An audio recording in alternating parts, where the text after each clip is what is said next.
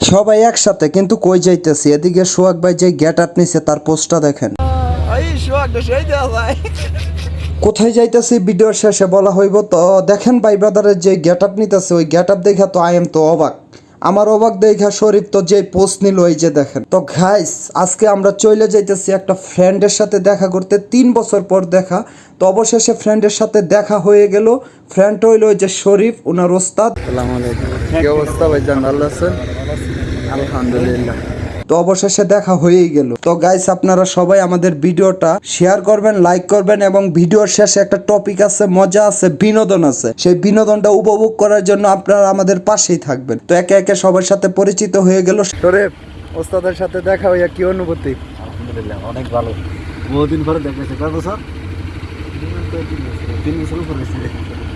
রুবেল দুনার সাথে হ্যান্ডশিপ করে নিল, এবং গ্লেজটা দেখা মনে হইতাছে যে বাংলাদেশ কোন সিমেন্ট কোম্পানির সাথে আছে। কি মনে হইতাছে, বাংলাদেশের সিমেন্ট কোম্পানিতে আছো?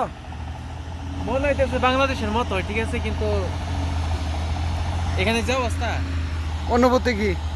অনুভূতি খুব ভালো লাগতেছে। খুব ভালো লাগতেছে। বাংলাদেশ তোমার অনুভূতি কি? খুব ভালো লাগতেছে। আমার অনুভূতি কিন্তু ভাই শূন্য।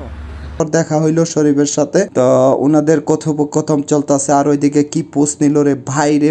দেখতেই পাচ্ছি না যে বড় বড় যে পিলারগুলো দেখতেছেন, যে গাড়ি দেখতেছেন, এগুলো সব মনে হয় বাংলাদেশের মতো একদম সেম সেম। এখানে আইসে আমরা সবাই খুব আনন্দ করছি, অনেক মজা করতেছি, অনেক ভালো লাগতেছে।